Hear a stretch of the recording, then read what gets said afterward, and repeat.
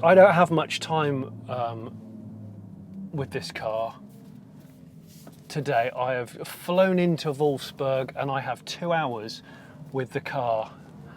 So I've got to sort of crack on really, and I'm flying solo. But welcome to Car Pervert. I'm Jonny Smith. This is a very special EV and one that a lot of people have been waiting for. And it promises a lot. The VW ID.3. It promises an awful lot.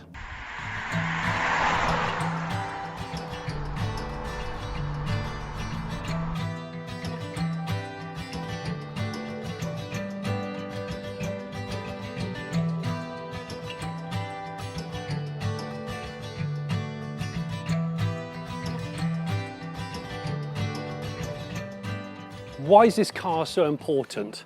Why is everybody going on about VW's ID? Well, this is a corner of one of the biggest car factories in the world. This is Wolfsburg in Germany. This is where the Beetle was born, the people's car. From 1938, they made some 22 million Beetles. Then the Golf came along in 1974, and they've sold like 25 million Golfs. Might be even more than that because they're still making them right now.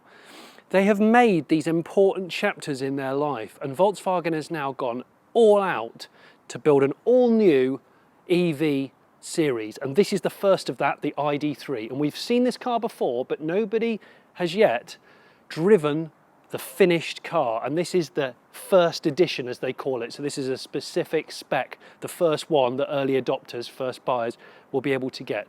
It's slightly wider than a Golf, it's slightly longer than a Golf. It's got a much, much longer wheelbase than a Golf. It's got a bigger boot than the Golf. It's got more legroom than the Golf. So it's kind of better than the Golf then. So important is the ID.3 to VW, well, the ID range in general, that they're saying by 2025 they're going to sell 3 million ID vehicles a year. 3 million a year. Why is it called the ID.3? This is the third chapter of their people's car world domination, effectively. So it's slightly higher than the Golf, and it actually does feel higher when you're in it. The wheelbase is the real big thing. The wheelbase is a lot wider because there's hardly any overhangs at all. Because of this architecture, this EV architecture, you don't need to package the same components. And look in here. Loads of room. Loads of room. It's fantastic.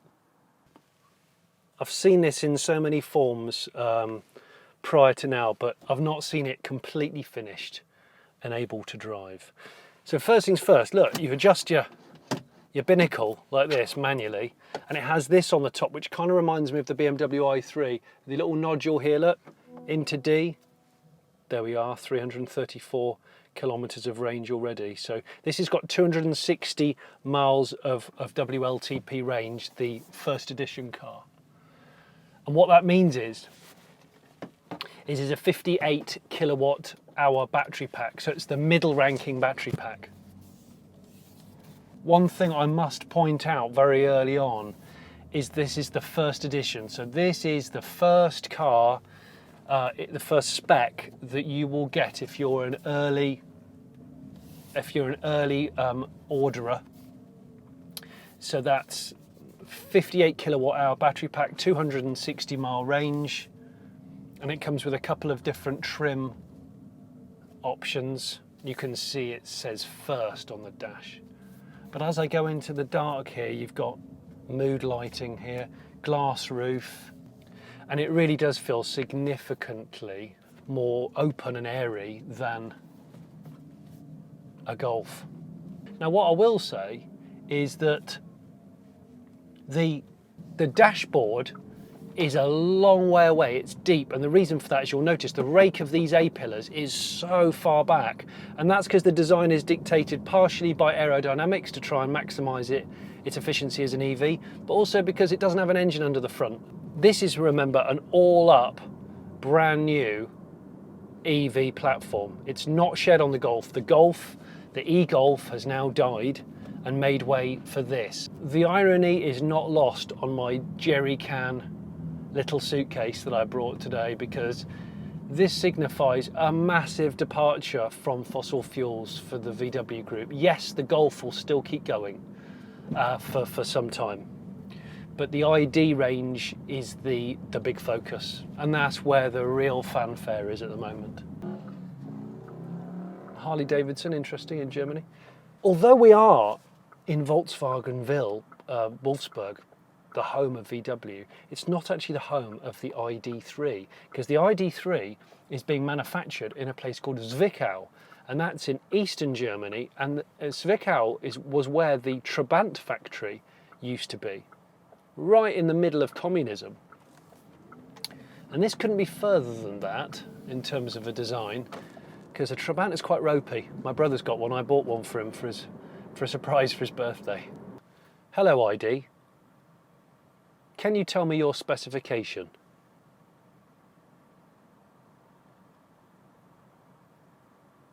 Pardon? Hello ID.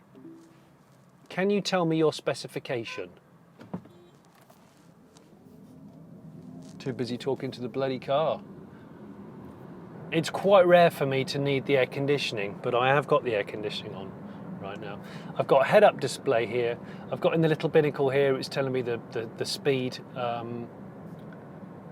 restriction on this road that I'm on. Oh, that's really nice. That wing mirror adjustment is really nice and soft, that switch. Now you've noticed it doesn't have fancy cameras like the e-tron or the Honda E, and the reason for that is because this has to be an affordable car. This is going to start, this particular version, with £35,800 with the government grant in the UK, and it's going to come in cheaper than that, obviously, when the smaller, slower batteried and motored cars come in. So they're trying to mass produce this from the word go. And VW have been very confident about saying how much they can produce this very, very early on. I quite like its simplicity. Remember, VW isn't trying to be too bold with this car, because they're trying to tempt people who would maybe ordinarily buy a Golf to look for the EV equivalent of the Golf. And the Golf is classless, the Golf is accessible, the Golf is pretty much universally respected. Now the shapes of the ID, this sort of upswept part of the waistline at the front, I'm not too keen on. But it is a real grower. I think this is like, you know, like an album that you're buying is a bit of a grower. You're not sure at first, but you listen to it a few times and you look at it and you look at it again. And actually, I'm really coming around to this. This isn't supposed to be like the really bold statement car. This is the like, get everyone into EVs, let EV become the norm, and let's try and dominate. Rapid chargeability up to 100 kilowatts, that's as standard. So typically with a car like this, we can do about 180 miles of range in 30 minutes of rapid charge. Do you know, I made a mistake. I thought they'd made 25 million Golfs. No, they've made 35 million Golfs and counting. 35 million VW Golfs. This is basically the new Golf, but zero tailpipe emission Golf. And this platform, the MEB platform as they call it, will underpin all of the forthcoming cars, like the very, very cool ID Buzz, VW Bus, and numerous others. Yes, it's got a touchscreen. It's angled slightly towards the driver, and the reason why it's sat off the dashboard is because the dashboard's probably too far for most people to reach comfortably. So that would explain that. And remember, the ID.3 is sort of, I feel, got the DNA of the original Volkswagen Beetle with it, because it's got the engine at the back, the motor at the back.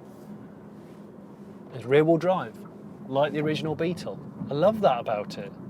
There's some batteries and bits kicking about, but yeah, obviously, that's why it's shaped the way it is, because there's not a lot under the bonnet.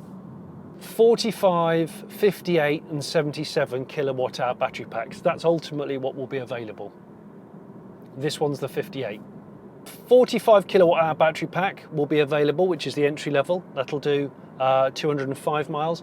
Then one like this, the 58 kilowatt hour battery pack, which will do 260 miles. And then the 77 kilowatt hour battery pack, the big one, And that will be capable apparently of 341 miles WLTP. So again, you can tailor the battery pack depending on what you think you're going to use it for or your budget. In here you've got, it's not a flat floor, you've got a raised plinth by a couple of inches, and then this kind of center console which has got tons of space and options like rubberized sections for phones, cup holders ×2. In fact, there's 4 cup holders ultimately, because there's this Venetian blind down here, like a roller shutter actually, and that's got loads of other USB-Cs in. There's an elasticated pocket here. The finish and everything is nice, it's okay, but the dash is not as fetching as the seats. The seats are really nice, like a graduated material, which I do rather like. The combination of sort of Alcantara and fabric, yeah, I like that. And an armrest, of course, which gives you the idea of what this car's about. This is just a comfortable, kind of go anywhere EV, in the same way that the Golf can go around corners well if you want to, but if you've got no interest in performance driving, it's still going to be all right. It's still going to be pretty cool. It's very exciting to get to drive cars like this so early for a living. I feel very privileged. I'm loving coming to Wolfsburg because my first car's a Beetle. I have a bit of an affection to the place and quite a lot of respect for the place. You know, you go back through time and you see when this was built just before World War II, and it got heavily bombed by the British in World War II. But then it got set back up and re-institutionalised by the British by a chap none other than Major Ivan Hurst, and he's the one that saw the use in the Beetle, and in a way, I think there's quite a British connection with the Beetle, because we could have just stolen the design of it and destroyed it or claimed it as our own, but we didn't. There's a bit of fun going on with the ID.3. It's not all quite straightforward. You've got your play and your pause logos on the pedals here for accelerator and brake, and then you've got like a full width LED and like an eyelid flutter when you lock and unlock the car, and it can kind of follow you, which is pretty cool. There's the key. The key's pretty similar to the new Golf actually. In fact, it's the same as the new Golf. When you get in the car, there isn't an on button like the Polestar 2 and like a lot of Teslas. You're just in it, foot on the brake, and then put it into D, and you're off. Now B here is where you can dial up your regen braking. There you go. So B is just more aggressive braking, and the reason for that, of course, is because there isn't flappy paddles here. So there, I've got more of a one pedal driving situation going on. So the first edition has 11 kilowatt onboard charger AC, and it can fast charge up to 100 kilowatts. The entry-level cars that come later will be 50 kilowatts as standard rapid charge, so the 100 will be an option. And it'll be 7.2 kilowatts AC as well, onboard charger. It's so quiet. Even when you're going past big rumbling trucks, it's very, very refined, and I'm hoping this slippery shape is going to come into its own when you're on the motorway, because after all, that's the point of it. Like a lot of people, I think that probably the sexiest of the IDs will be the Buzz, the retro VW style van, which comes out in 2022. Next year will be the ID Cross from memory, which is the SUV version of this. No doubt that'll sell well. The launch edition comes in a couple of different colours. One of them is this sort of 90s turquoise that I'm driving today that I quite like. It's quite happy, and I love those really, really flush aero wheels, which obviously help that slippery shape that it's trying to achieve to get maximum efficiency from its battery range. What would you consider the rivals of this car at sort of 35,000 quid? Well, you've got the, I suppose you've got the Honda E, but the range of that is is much lower. It's probably more exclusive in terms of looks, but it's not quite as exotic. What else have you got? You've got a high-ranking Renault Zoe, the 50 ZE50, 50 kilowatt hour. You've got the Peugeot 208, the E208 with 52 kilowatt hour battery pack. That's pretty good. I suppose you're in the realms of a base Model 3 Tesla, taking into account the government grant. Oh, I know what you've got. You've got a car that's sitting in Heathrow car park right now that I drove to the airport in, and that's the Kia Soul. And with the 64 kilowatt hour battery pack that the Soul's got, that'll do 280 miles in the real world. So that'll do more than this, potentially, in this particular launch package, this first edition package. And that's a hell of a car. Okay, I've got out of it now. I've had a drive around. I've just parked it at a charging point in the Wolfsburg factory. There's an R&D car there, an ID that's obviously being used for range testing and stuff. What I'm going to do, I thought I would show you inside here. Sorry, that sound, by the way, appears to be the E-station. There's obviously some big transformers in there or something, some cooling. So here's the boot inside the ID. Now this is bigger. They haven't given me an exact measurement, but this is bigger than a Golf. Nice and wide, not quite a flat entry point, but nearly. And it's also, there's a false floor in here. Can you see the way it kind of slopes? Which I do like, actually. So in there's another bit of space. Okay, so you can put your cables and stuff in there. This is a false floor for putting stop it from sliding around. And then that's the main boot there with my bag and my cap and a charging sack. That's not bad, is it? And then, just like a Golf, actually, you've got your little hatch here, presumably. Is it like that? There we go, look. There's your hatch, your ski hatch that you can use. Normal cardboard parcel shelf. Okay, so because this is the launch car, these are actually 19s. As standard, they'll probably end up being 18s. They're a really flat wheel, you can see. I didn't curb that. That's not me. Very easy to curb, actually, I would have thought. They're sort of diamond cut with a gloss black inside, like a blade. I like them, actually. And then if you come up here, so this will be on the driver's side in the UK. There's your charging port right there. This has an automatic waterproof cup on the back of it, which I guess sucks over the Type 2. And then you've got your CCS point there.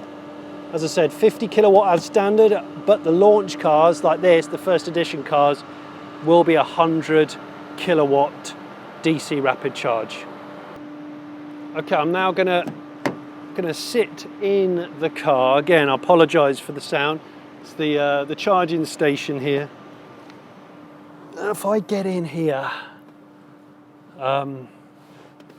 put the ski hatch back in. Okay. In here is really, really nice. I've got lots of headroom, even with this panoramic glass roof here. And down here, look, between the seats, you've got your sort of roller shutter for your storage at the front. At the back here, we've got what looks like two USB-Cs. Yeah, two USB-Cs. The main problem reviewing a car when you don't have much time is you just have to rush through stuff, otherwise you can't get it all done before you miss your plane. You don't want to miss your plane. So I apologise for that. This is more of a vlog, really.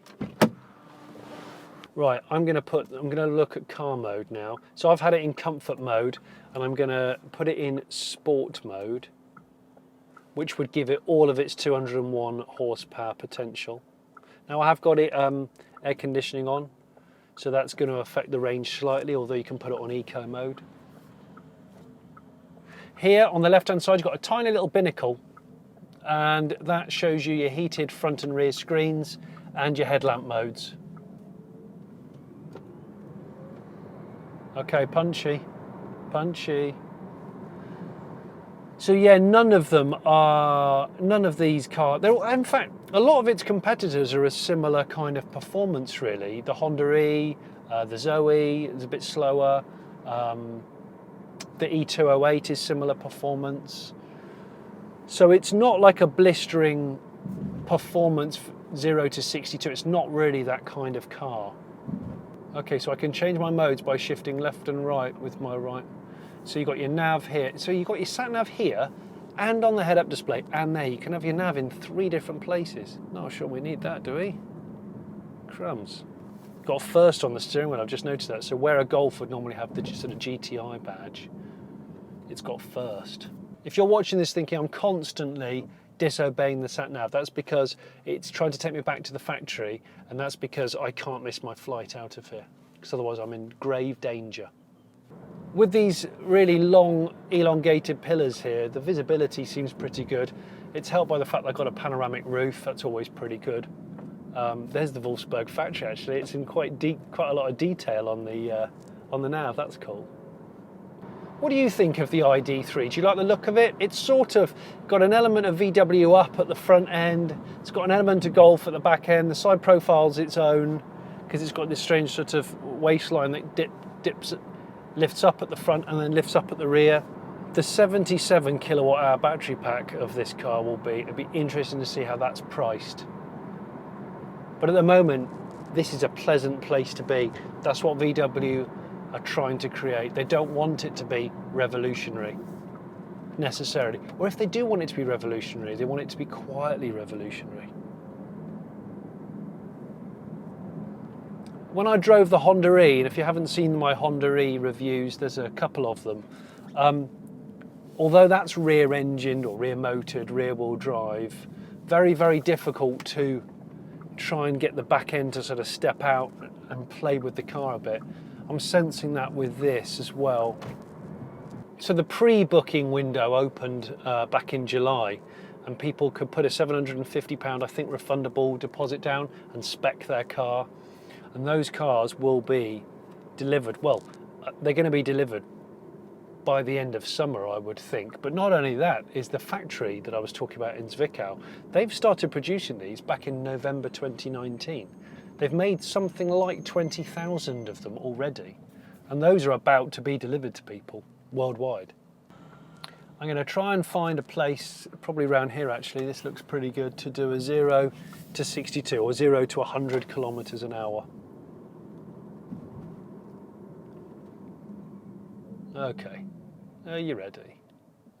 5, 4, 3, 2, 1.